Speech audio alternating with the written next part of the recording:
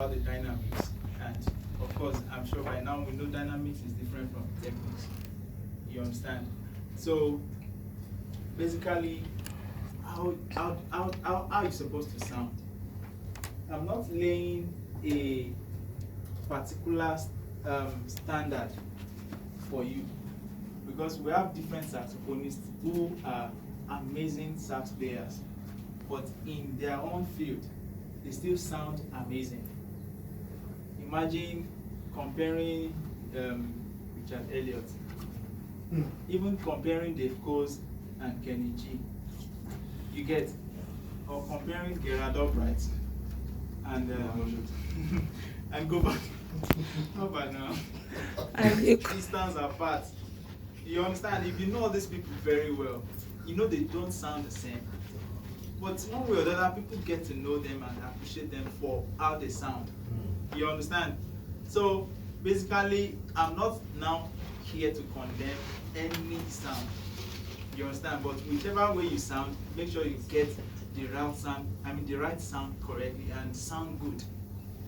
You understand? Sound good. Yeah.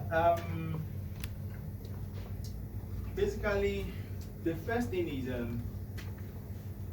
if you want to sound nice, you should not underestimate the use of long tones.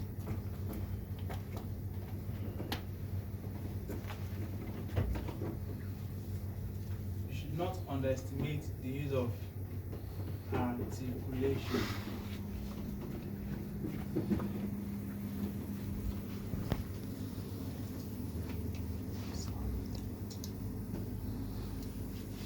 Are you following? Yes. So the use of long tones. Well, Gerard Albright can play the shortest note, even with the highest fortissimo. You understand? But it doesn't mean that he doesn't still use. You hear?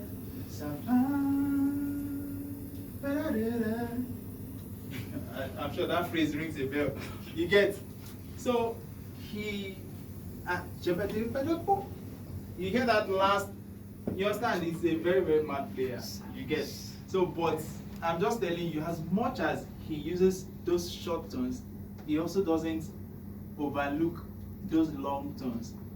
As much as he could play about 108 notes in 16 beats, you understand? He will still observe the use of long tones.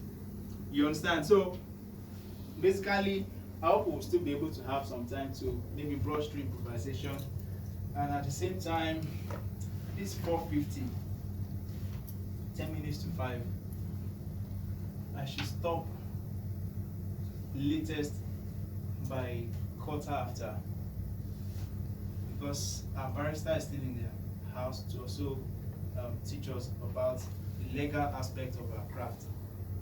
You understand? Which I think is very, very necessary. A lot of us just do things anyhow, and we don't know the legal implication, legal advantage, legal opportunities around all of those things. So basically, let me just talk about the long tone. He talked about the approach note, enclosures, and you get. And I like the way he started the whole thing. Let me just see.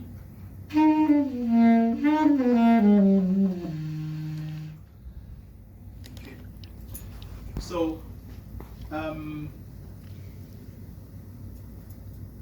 use of long tone in the middle of what you play, like you have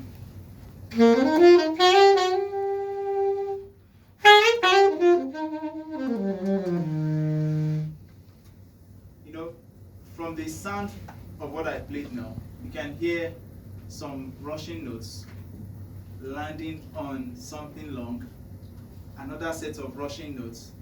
You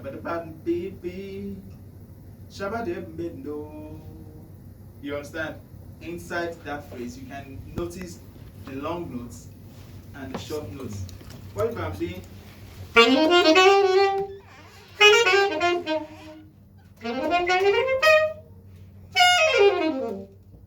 Am I communicating?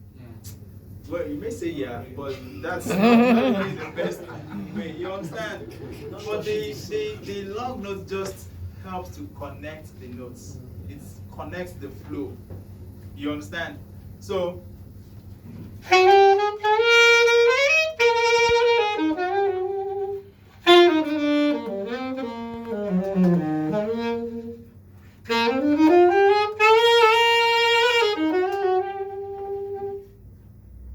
did you get that? Yeah. Now, there's one other thing you need to notice from this sound. There's a punch on some of the notes, which means there's an attack on the blowing, but I never had to sustain the attack throughout the note. You can hear.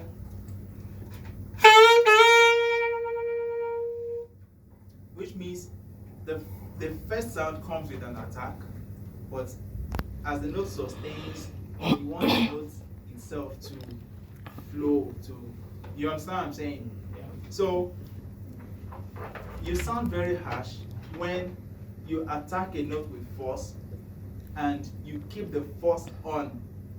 Of course, there are times you want to be deliberate about this. You understand?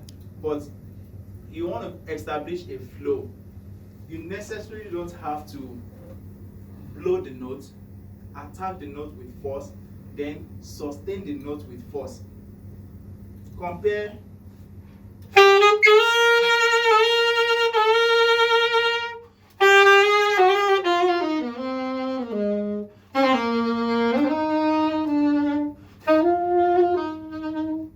See the way I started that?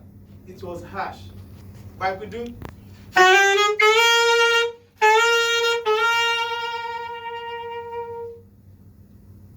Did you notice the difference? The last, so much for me. I did so much for me. You get so much for me. I cannot tell it all. You get. So always take cognizance of things like this. Now another thing is